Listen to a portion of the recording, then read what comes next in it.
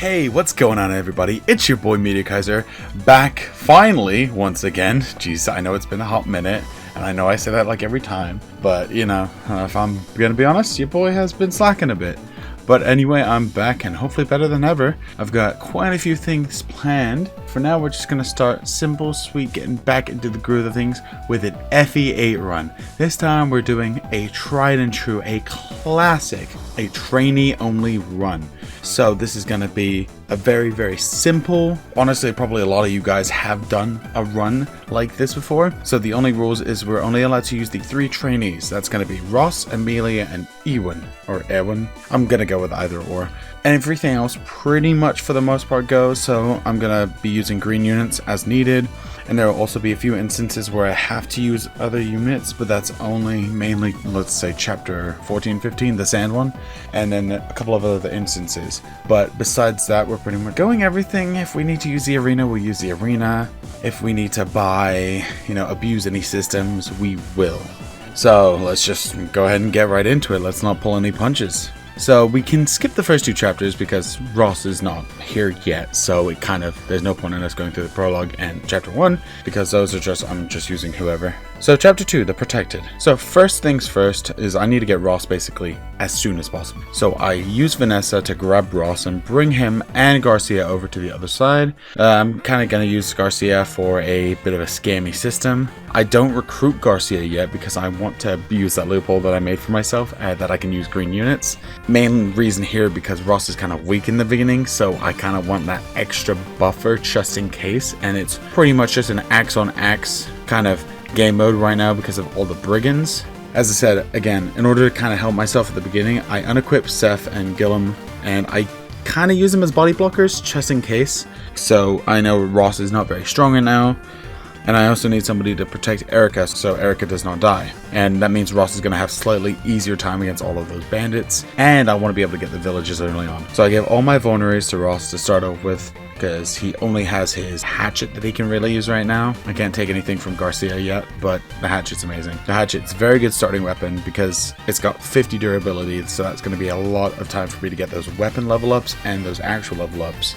And it has a little bit more accuracy, and axes are traditionally really bad with accuracy. FE8 has a better accuracy problem than, let's say, like FE6 or FE7, but regardless, it's still nice to have that extra bit of accuracy so I can farm that EXP. Farming I do. Ross already hits level 6 by the end of this chapter, and I just decide to destroy Bone with my hatchet, and that's it. That's really all we had to do there. And we move on to chapter 3, Bandits of Borgo. So after having Garcia join us, I give all of Garcia's stuff to Ross. That's an extra 2 little axes that I can use. And I use Colm this chapter in order to open up those doors and get those treasure chests, but that's all I really use him for. I had a bit of a problem with an enemy thief this chapter because that enemy thief kept trying to steal my vulneraries, and there wasn't really much I could do with just Ross because the thief would take a vulnerary, run away, and I'd have to deal with other enemies before I could deal with the thief. Another problem I had with this chapter was Ross would go down to like less than half AP with just 1 hit because he's very fragile at this stage, so I had to just take it slow, kill an enemy, head back, grab a vulnerary, heal up, rinse, repeat until I basically get to the end. And I have to deal with the boss Bazba. Bazba's pretty scary. He's got 42 hit with a 10 damage weapon. And Ross only has a 58 hit with 6 damage. So I had to play reactive instead of proactive. So just end turning and popping a vulnerary when I had to. I get really low with only like 9 HP remaining a couple of times, but thankfully I have enough vulneraries. The only problem is if I use all of my vulneraries up early game, I might be screwed later. I just have to hope that we don't have that problem. And by the end of this chapter, I'm already going to be able to promote Ross into a fighter. Because, again, I'm going to go with the fighter instead of pirate in this run because I want to kind of play it safer with Ross, and I don't want a berserker because berserkers are really good, but they need support, let's just say. You need somebody that's going to be able to heal them, and berserkers just run in. They have a lot of attack, but not very good on the defense/avoid kind of side of things. So, Ross currently has 24 HP, 12 strength, 7 skill, 8 speed, 5 defense, and 4 resistance as a fighter, as a level 1 fighter, which I kind of like the strength. I wish the other stats were a little higher, but it's honestly kind of expected because Ross does have a pretty nice strength growth at 50, but all the other growths are pretty low. Alright, we move on to chapter 4, Ancient Horrors. This is the first chapter that we have mission select, so that means we can take all of those units that we have and put them on the back burner. The only ones that we need to bring with us is Erica. which is unfortunate that we have to bring our Lord along, so we're basically going to have to play for the rest of the game, protect the Lord, which is going to be kind of annoying, but we'll make it work. So immediately at the beginning of the chapter, we have Arthur who joins us, so we have to hide both of them in the corner by the village, and then I send Ross out to deal with those monsters. And thankfully, it's not on a harder difficulty because there's no fog of war, which is beautiful. Ross does a solid 20-ish damage to most units here. Thankfully, the enemies at this point, those monsters are really, really lacking defense. Those skeletons are really weak. The revenants are pretty weak. Just most of the enemies are really weak. The only scary ones are really like the eyeballs and the Fenrir's, or the wolves, whatever they are. And by the end of the chapter, I get to level 8, so I am on a pretty good roll. And we move on to chapter 5, Empire's Reach. This is definitely a lot harder of a chapter, the main reason being Joshua. Now, I don't need to recruit Joshua or anything, but Joshua is absolutely terrifying. So first I have to hide both Natasha and Erica so they don't get murdered. And Joshua does 11 damage with a 23 crit, and Ross only has 49 hit for 17 damage, so I gotta get lucky twice, and that's kinda gonna be hard. First of all, I try and stop the villages from getting destroyed, but I ended up just sacrificing the villages because it's too risky with Joshua there. I have to bait him out so that Natasha can recruit him because I cannot take him on directly. It's just not a fight I'm willing to fight, if that makes sense. But once I'm able to recruit Joshua on my side, the rest of the chapter is pretty easy. The boss Tsar is pretty much a joke. He's got 8 hit and 9 damage, so I have no problem destroying him. So right now, Ross's biggest problems are definitely going to be his accuracy and his low resistance and defense. I knew the resistance and defense were going to be a problem. It's just something that we have to just hope that we are able to get through. And Ross reaches level 14 by this point, and just a little stat checkup. He has 35 HP, 16 strength, 9 skill, 12 speed, 15 luck, 6 defense, and 5 resistance. Very good strength, not terrible speed, but it could be better, and obviously really bad defense and resistance. And honestly, he could have better skill. But you know what? We're just gonna have to hope that we get lucky. It really is what it is. So we're just going to completely go over 5X because we don't need to. It's just the Ephraim, Ford, Kyle, and Orson chapter. And that has no effect on my playthrough, so we're just going to ignore chapter 5. Let's just say I get through it really easily. It's not a hard chapter. Just have to kill things with Orson, and if you really want to use Ephraim yourself, later on down the line, get some kills with him while you can. But anyway, we move on to chapter 6, Victims of War. Alright, so this chapter wasn't as bad as I was expecting it to be, but it still is a Fog of War chapter. Now, in this chapter, I pretty much just have to make sure that I'm covering Erica's ass completely, because the Fog of War will screw me over if I accidentally leave her out in front of an enemy. And honestly, I do not have the maps memorized. I'm not that weird. But anyway, so I rush Ross towards the villagers, and I just try and hide Erica to the ability.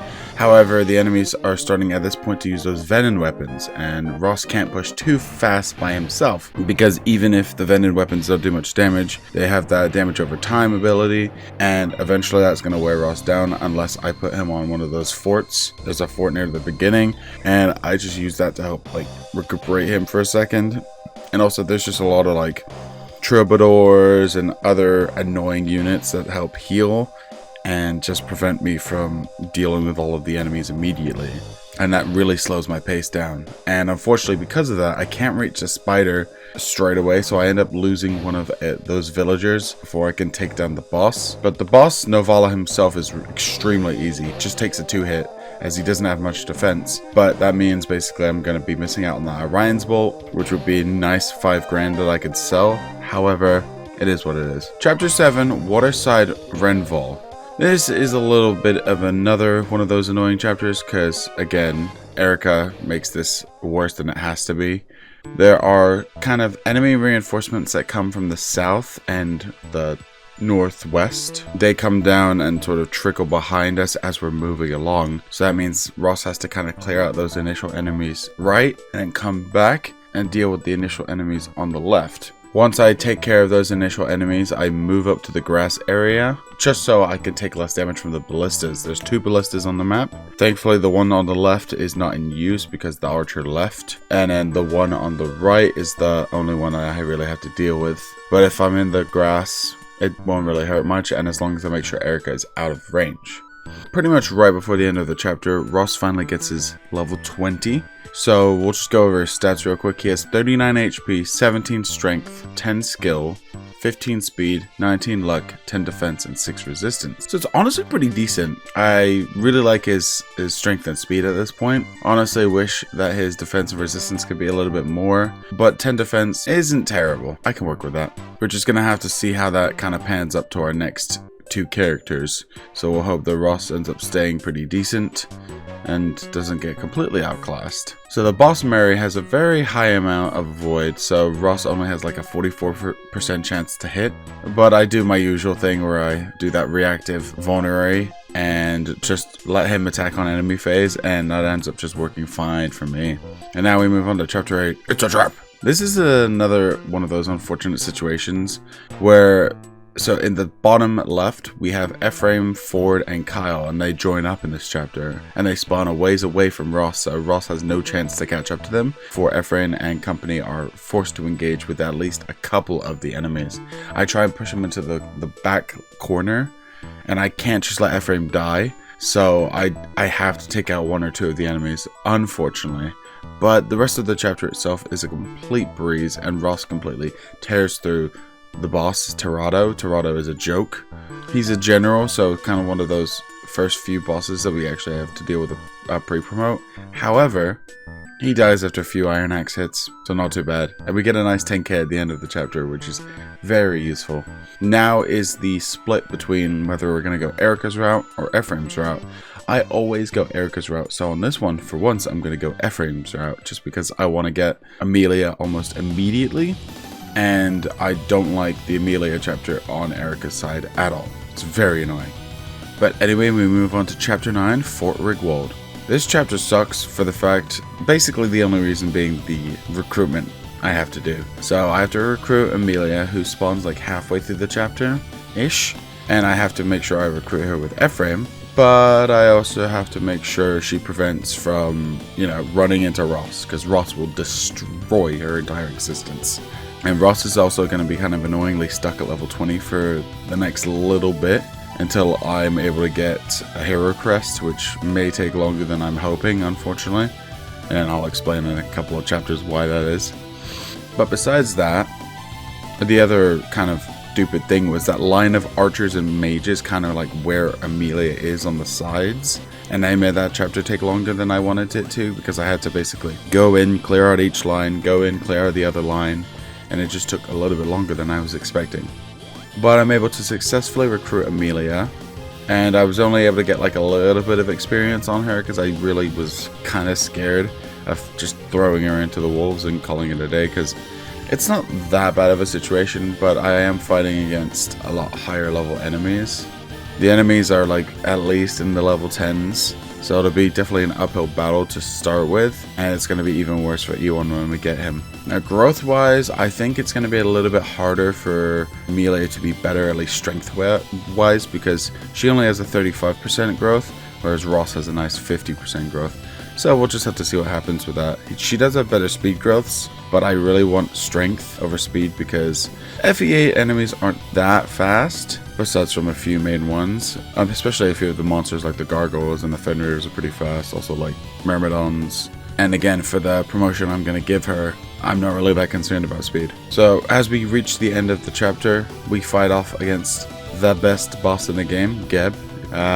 Good old Geb. Love that man. Anyway, he's probably the scariest boss fight we've had so far. Geb is packing a killer axe. So I try and stay at range with Ross's hatchet, which I'm still surprised I have. I don't know how I still have this. But Geb doesn't have any 2-range weapons, so that makes life a lot easier. If you have to 1-range him, I am not willing to take a crit. God, I hate fighting against people that have killer axes. But yeah, I just toss my hatchet from range and chip down Geb until he gets gebbed, I guess. But by the end of the chapter, Amelia is level 6, which is kind of parallel to what happened with Ross, which is funny. But yeah, anyway, we move on to chapter 10, Turning Traitor. Alright, so at the end of chapter 9, right before I get into chapter 10, I end up doing just a little skirmish because I want Amelia to just immediately be able to promote.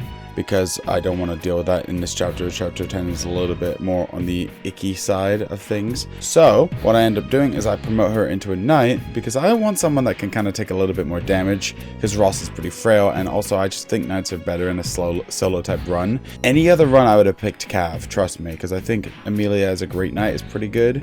She's also decent as a paladin, but I think I just want to stick with like knights and generals for this run. So her stats right now are pretty bad compared to Ross's. Hopefully that changes. Maybe we'll see what happens. She's got 21 HP, 10 strength, 6 skill, 9 speed, 10 luck, 7 defense, and 4 resistance. Not terrible on... I was going to say not terrible on the strength stat, but I mean 10's not bad for a level 1. That's actually pretty good, depending on, you know, who you ask. Especially with her growths, I'm hoping that 35 makes it worthwhile. But anyway, this is a very, very difficult chapter. It's a survival chapter, and there is a hero crest that's in the South Village. And I do try a couple of times to reach that village, because I do want the hero crest, because I want to be able to promote Ross, because that's going to be pretty important. However, there are consistent enemy reinforcements from the north, and I need to be able to protect Ephraim so he doesn't get destroyed, so I have to send Ross back up in order to deal with those guys. Also, there's an issue where Cormag spawns on the right side of the map, and Cormag will, if you go like in any bit of his range, he'll go after the first unit there. So I end up leaving Ross in his range just because I want only Cormag to fight Ross. And I do want Amelia to kind of get some chip damage in here and there, but I don't really want her to do too much because I want to play it safe and I don't want to have to reset the chapter too many times. So I end up just focusing on the north half of the map, kind of ignoring Duessel. He ends up surviving, which is neither here nor there, honestly, but I only get the North Village, which really doesn't matter too much to me, so I have to wait on a hero crest, unfortunately, until chapter 13 when I get one from Garrick. So Ross is going to be sitting at level 20 for a hot mo, but it is what it is. So anyway, we move on to chapter 11, Phantom Ship. I hate this chapter. I wouldn't consider it harder than the last one, but I like in order to get like 100%. However, it is definitely harder in a certain sense.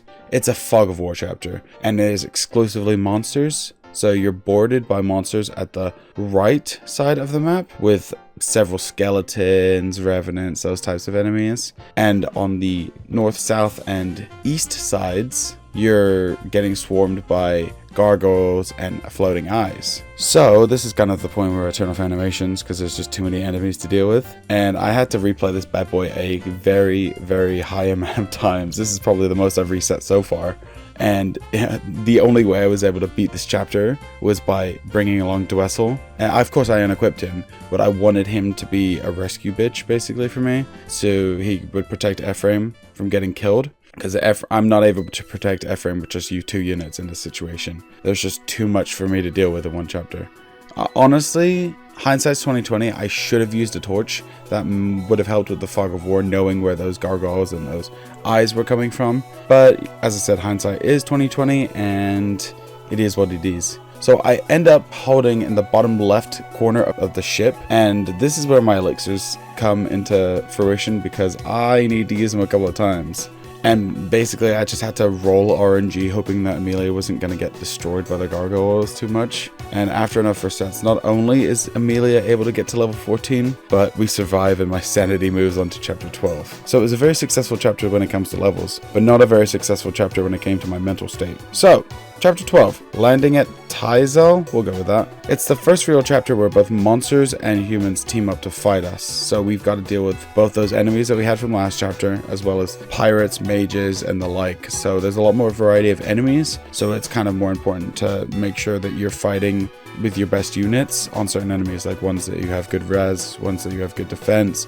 However, for us it really doesn't matter because both our units have shitty defense and resistance, so we just have to make do. So I send Amelia to clear the left side, and then I have a rendezvous with Ross, who's dealing with a lot more enemies by himself on the right side. Eventually I clear that immediate area and I head north, and this is a very good chapter for us because I'm able to get our third trainee, and that is Ewan. I'm gonna call him Ewan. If it's Ewan, that sounds like Ewan Kenobi, so I'm going with Ewan. So we get him from the village, and I have a lot higher hopes for Ewan because his magic growth is 45%, but he's really, really weak at this point in the game, of course, because he's a level 1 trainee when we're traditionally fighting against like level 10 plus pre-promoted units.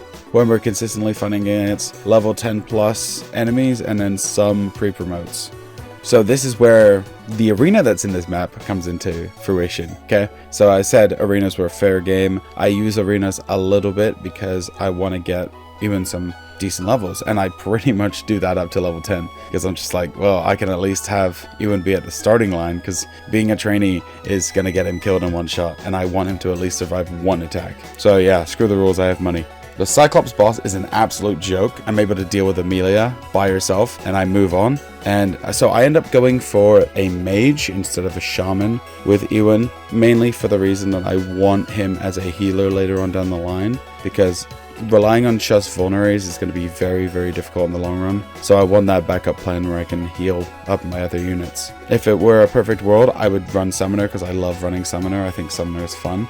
And even Druid is like really good. However, I want a healer, and Sage is like pretty decent across the board. Very good with anima. So if I get a lot of animatomes, I'm chillin'. And very ironic, but I'm able to promote Amelia into a general as well because I get a Knight's Crest before I'm able to get a Hero Crest, which is kind of Phil's BadMan.jpg. But now she's actually got a lot better. She's doing pretty damn good. She's rocking, for a level 1 general, she's rocking 37 HP, 21 strength, which is really, really good for a general, 15 skill, 16 speed, 18 luck, 19 defense, and 9 resistance. The only bad things here is that resistance. Everything else is really good. Her defense could be a little higher, but still it's really good. And her HP count is a little bit low. But that strength, that 21 strength is really good. I feel like she's taking the W out from Ross, but we'll have to see what happens later on down the line. So now we move on to chapter 13, Fluorspar's Oath. Very interesting chapter. I don't really like the layout. It's very terrifying. So in this chapter we get 2 new units. We get Garrick and Tethys. And the first thing I do with Garrick is I get him to meet up with Ross, and Ross takes his Hero Crest and uses it immediately. And I end up turning Ross into a hero as well because I do want more versatility with swords, which are, in my opinion, better than bows. And plus we already have a Sage for range, and everyone can use hand axes. So it's just, for me, I think swords is good for the weapon triangle if I need it. And I just like swords more. And I think heroes are better. But Ross's stats are 43 HP, 18 strength, 12 skill, 17 speed, 19 luck, 12 defense, and 8 resistance. A lot worse than Amelia, honestly. That strength is still pretty nice, and I feel like he's going to do better leveling up than Amelia will. But we'll see what happens. This chapter made me reset a few times. Not as bad as the pirate ship one. However, this was still pretty damn bad. The reason that really screwed me over is those Pegasus reinforcements, and they were able to reach me before Ephraim was able to get to safety. So I had to do a little bit of finagling to move my units around. So, and also I needed to protect my left flank, so I had to send one of my units that way. But I end up sending 2 of my units that way. I send Amelia that way, and I also have Ewan come behind because Ewan is not viable as a level 1 mage. He's just there to possibly snipe some chip damage or whatever. So, a little bit of scamming the system. I didn't outright ban dancing. I didn't say we were gonna do it. I just said no attacking enemies with, other units. Dancing is that gray area, and I do not care.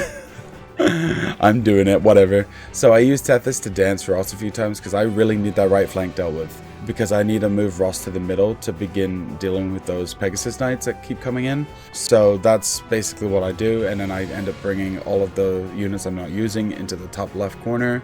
And I'm playing with fire here. The boss Selena has a bolting tone, which is gonna really hurt my units, especially, Ross and Amelia. And those are the only 2 viable units right now. So I just have to hope and pray. I sit on forest tiles, get that extra 10% dodge, hope and pray that it misses. And thankfully, I do get lucky with those forest tiles, and I am able to encroach in the middle of the map from both the left and the top. Well, Ewan does get that much needed experience because he's able to get a little bit of chip damage here and there, take out of a couple of enemies. And then I'm able to move on to deal with Selena. I have to use both Amelia and Ross. And this kind of showed me another weak point of my army is I have a very, very big lack of HP between my units. 43 is nice for Ross, but that's honestly, it could be higher. And especially Amelia's like 37 really could be better. but I do make it through somehow, some way.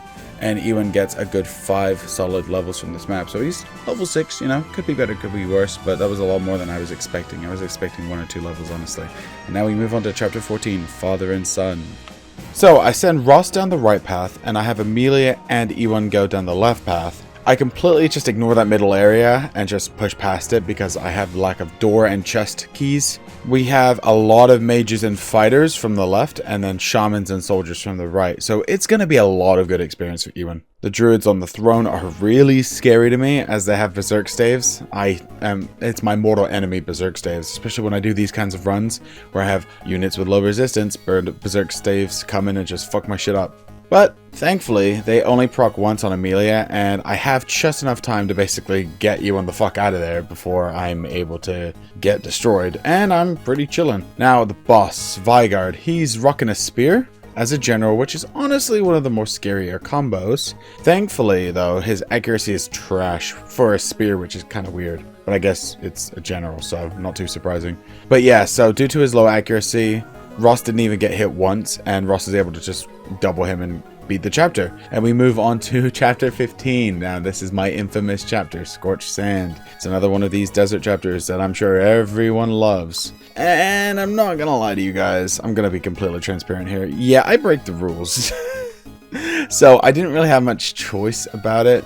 The main reason being because we spawn in the bottom left of the map, and in the top right area, Erica is sitting on like a little pyramid looking thing with both Saleh and Ennis around her, and she ends up getting swarmed, and we literally have to save her, because if we don't, we lose the chapter, because Erica counts as one of our lords. So it doesn't matter if Ennis or Saleh die. However, we're gonna have to use some of their, their skills, their bows, their mage abilities to fend off some of the enemies, so Erica has time to flee, basically. So after a few attempts, I have a pretty ingenious idea. So I bring along Vanessa, who does not have any weapons, just gonna put that out there, but she has a very, very good con. So I'm able to do a good old strategy called rescue dropping. So I rescue drop Amelia, and I have no idea just the logistics of picking up a giant general with really heavy armor, unless Amelia is just because she's a small girl that like maybe her armor is small as well. I don't know how that works, but you know what?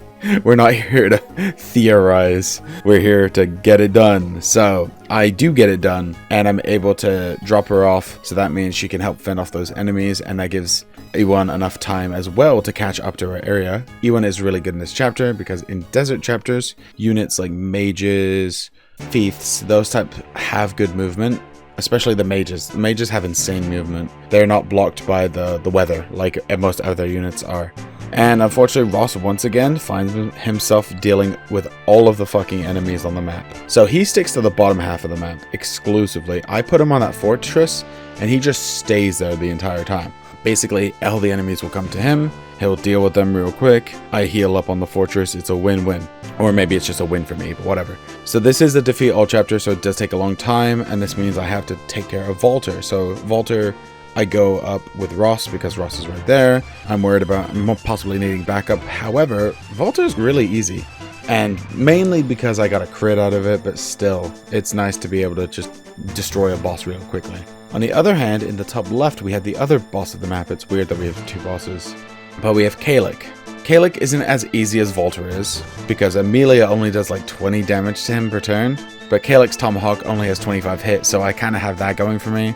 The low damage doesn't really matter because Amelia does have that good dodge, surprisingly. And I do have a very high crit chance with swords, even though it's not Amelia's strongest point, it's useful. And unfortunately, Ewan cannot do much here, however, he is getting those levels that we need. And by this time, Ross is at level 10, he's got about 24 strength, 14 skill, 21 speed, 23 luck, 15 defense, and 12 resistance. Amelia, on the other hand, is only level 7, because Ross has done so much more in these past two chapters. He's just soloed everything. And she has 21 strength, 15 skill, 21 speed, 20 luck, 20 defense, and 10 resistance. Pretty neck and neck, honestly, but Ross is definitely edging out. Now we move on to chapter 16, Ruled by Madness. So this goes slightly different depending on which route you have, but in Ephraim's route, the chapter has a lot more mages and druids. Thankfully, none of them are rocking any long-range magic. That would be absolutely awful if they did. And there's quite a few unpromoted units, so this is going to be a very nice chance for E1 to get that promotion up to Sage. And it's just really easy chapter. There's only a couple of promoted enemies. So I decided to leave Amelia in the south area so she can deal with any reinforcements, as she's a lot slower than the other two. And I do almost slip up and let E1 die a couple of times, but anything for that promotion, right? You gotta work it for that promotion, buddy. The only kind of annoying thing this chapter is we do have a couple of sages, and one of them has a divine tome, and he does try and target Ephraim, but somehow I survive. I don't know how that happens. And there's another sage that has a sleep staff, which is my worst nightmare, quite literally, because, you know, get it? But after it puts Ross to sleep, E1 finally is able to get his promotion. And he is a sage, so now we have 3 promoted units. Dun dun dun. So E1 has 36 HP, 21 magic, 12 skill, 16 speed, 15 luck, 8 defense, and 17 resistance. I'm really grateful for how lucky I've gotten with E1's magic growths. Being a 21 at a fresh promoted unit is really, really nice. But more than that, now I finally have a character who can tank Sleep, Berserk, and Bolting tomes, because those are my nightmares. Completely the bane of my existence. So now I don't just have to rely on vulneraries or elixirs anymore, because I also have a healer. So it's the best of both worlds. So we have there's a thief that shows up in the chapter, and I kind of just let him get away with doing whatever he wants, because it's honestly neither here nor there for me. I just deal with it. Next we move on to the boss, Orson. Orson has a rune sword that targets resistance, so this is going to be a good chance for E1 to show off his stuff, and especially with that 17 resistance, that's going to be real nice. Orson gets destroyed because he gets crit by an 8%er from E1, and it just shows how already good E1's going to be. And I'm honestly low-key shocked. I thought he was going to be trash, but so far he's just as good as Amelia. And we're going to just have to hope that that continues as a theme. Next on, we have Chapter 17, River of Regrets. This is a slightly annoying chapter just because of how many enemies are scattered around the whole map and how many reinforcements are around the whole map. So, I kind of split up my units in this chapter. Ross goes up north to deal with the Wyverns, Cavaliers, all of those types of units, and he's going to be there the whole time because there's just a constant stream of enemy reinforcements. Amelia deals with the heroes and mages that are on the lower and the middle east area of the map, and unfortunately I cannot make it in time to the mages, and I lose a villager, but the reward's just a rescue staff, so it's really not that deep. So E1 goes towards the boss Leon, kind of through the middle path to the right, and he deals with the surrounding druids, but also gets hit with constant warrior reinforcements, so I have to have Amelia out there kind of just supporting him. And Ephraim, while we're doing this, he's going on a shopping spree. He's buying up everything. Apparently it's a special sale. Everything must go, because I am doing some serious shopping and inventory spring cleaning at the same time. Because we're kind of to that point where I'm getting close to max inventory space. So I need to get rid of some of those crappy weapons and upgrade to some newer and better stuff. Then Leon gets absolutely dunked on by a double crit from E1. So E1 is really showing his stuff this time. And honestly, kind of was playing a little bit with fire there, because Leon is really strong. He could do easily over half of E1's health in one shot. However, his accuracy is a little bit lackluster, so I was kind of like, 38%, yeah, I'll take that risk. That's not that bad. But now we move on to Chapter 18, The Two Faces of Evil. Easiest chapter in the entire game. Honestly, this is a joke chapter. So the only enemies in this chapter are the eggs that spawn into Gorgons, and then there's a few other monsters scattered around. Eggs are really good for EXP as they give half a level per kill, so they're worth taking down quickly before they spawn. Now they will start pulsating when they're getting ready to hatch. That's generally like a radius thing, so the closer you get to them, then they'll start to pulsate. So then you want to take care of them. And it's honestly just a really nice chapter for experience, and a really big joke because literally nothing could touch me. Even the boss Gorgon did 0 damage to Amelia, so this was almost a waste of time how easy this was. Next we move on to Chapter 19, Last Hope. Now this is much harder than the previous chapter. It's that chapter from FE7 where you have to protect the Prince of Bern, that one, whatever his name was. I can never remember. But it's like that. It's Battle Before Dawn or whatever the hell it is. So it's a survival one where you have to protect that guy on the throne, that one character. I definitely know my characters 100%. So you either survive 15 turns or you kill Reeve. And it's really hard to kind of guard with only 3 units. And even harder to go on the offensive. So what I end up doing is I have Amelia go to the southwest choke point, because I'm pretty sure that I'm comfortable with her just tanking all the enemy hits. She can deal with most everything except the occasional like Valkyrie or Sage that walks in and decides that they want to end her existence for the day. But everything else is very easy to deal with her. And I do have Ewan come by as an assistant just in case, you know, to deal with those res enemies, deal with anything that's too difficult for Amelia to deal with. And kind of a little bit of a mistake bringing Ewan there, because he does almost die like a few times. So I end up having to pull out Ewan for an unfortunate reason where I need to have him go to the east part of the map because there's a bunch of generals that spawn over there and I cannot protect the throne alone with just those shitty green units that they give. They give a bunch of knights. Like, what are knights gonna do? Die? That's literally all they're good for, is just stalling. So I end up bringing Ewan over, dealing with those generals. But the easiest part of the map was definitely the north part. Ross just tears through those heroes, those snipers, all of those real easy units. No, they're not really easy, just Ross is goated, so that's all that really matters. But unfortunately, I'm not able to deal with Reeve, so I just have to go through the 15 turns. But hey, it's a nice experience. And we'll move on to chapter 20, Darkling Woods. So now we have the part of the game where we start maxing out our units. Ross has hit his max first. So Ross has 57 HP, 25 strength, 17 skills, 26 speed, 28 luck, 19 defense, and 13 resistance. Now what I've done for my characters is I googled the averages of, you know, when they get to max level, what their stats should be like. And honestly, really solid. Lower skill than average, but I'm not too concerned about that. But the speed, oh my god, it was way higher. 26 is way higher than the average. So I am quite happy with how my Ross turned out. I wish Ross's strength cap was higher because he capped 25 ages ago, and that 50% speed growth is really nice. So maybe that's where you could formulate a berserker argument, but honestly 25 is good enough. I think I'm okay with that. This map is very, very simple.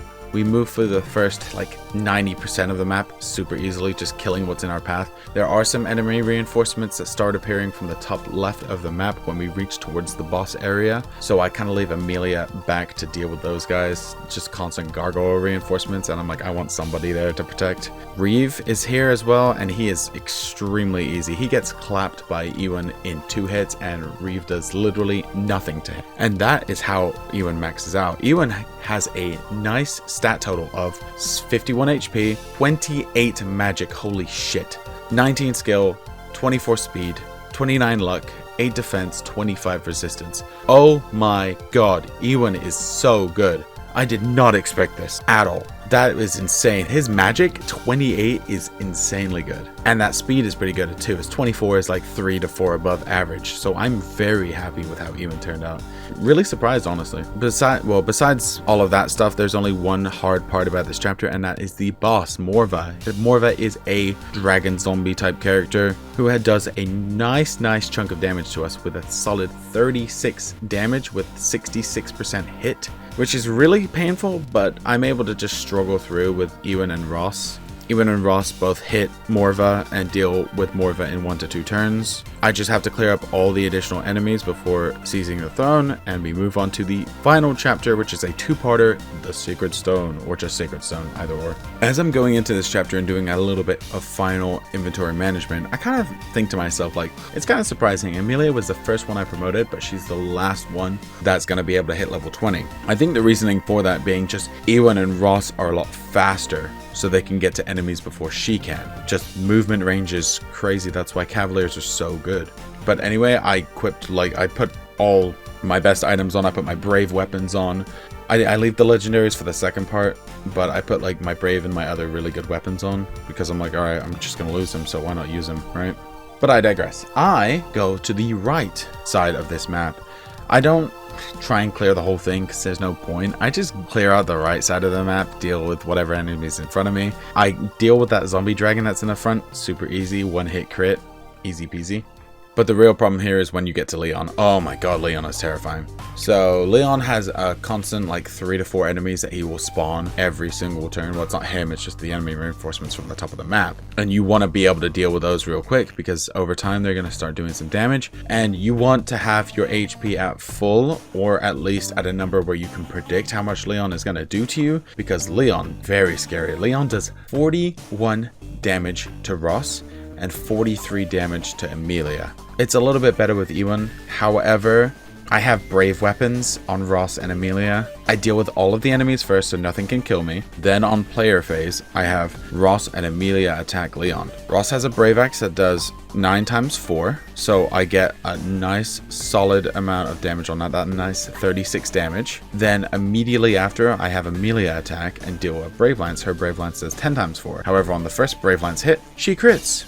Ergo, in 2 hits, Leon is down. And we move on to that second part. And finally, with that kill on Leon and a few other enemies, Amelia is able to max out her level. Yay, we finally have a full max team. So we got 57 HP, 27 strength, 19 skill, 24 speed, 28 luck, 26 defense, and 11 resistance. Really, really good on the defense part. Her average, I think, is 21 defense. And the strength is like not too far. I think it's like 24, but I got pretty lucky all around. I got a way above averages on all of my units. So I'm quite happy with what I got in this run. But honestly, that biggest upsetter was Ewan. I expected Ross to do the best, but Ewan just crazy. So for Mortis, what a boss. For Mortis is a pain in the ass. And honestly, my guys are pretty good. They're doing a lot of nice damage. Like Amelia is doing 22 times 2. Which does a nice chunk of damage. Ewan's not quite as good, honestly, dealing with the final boss. But then Ross over here, oh my god, he has Garm, the legendary weapon, and Garm goes crazy here. It does 30 times 2, so that's half his health. And with that Garm equipped, he fucks For Mortis up. For Mortis is done. Dunzo. Deado. And we have completed the run. Alrighty, guys. Well, yep, that is the run. Thank you guys so much for watching. As expected, I knew this was going to be quite easy. Not quite this easy towards the end. I mean, there were those chapters in the middle, like the Phantom Ship one that was dreadful. The Scorched Sand chapter that was dreadful. Especially those earlier chapters. It's just like, oh man, I don't want to reset again and again, man. But all in all, it was fun enough to be a challenge. But honestly, completely unexpected outcome. I did not expect Ewan to be the MVP. Ross did really, really, really good. Amelia did a lot better than I expected. I expected her to be trash, but she was very good at tanking damage like I needed her to. So all in all, very, very solid run. Very fun. I'd like to do this again, probably. I wouldn't use the trainees, but I like using Ross because, you know, my name is Ross and his name is Ross. So it's, you know, kind of a cool thing there. But anyway, guys, thank you so much for watching. I know it's been forever, but I promise you I will get back into the grind of things. But anyway, thank you so much for watching. I've been Meteor Kaiser, and as always, peace.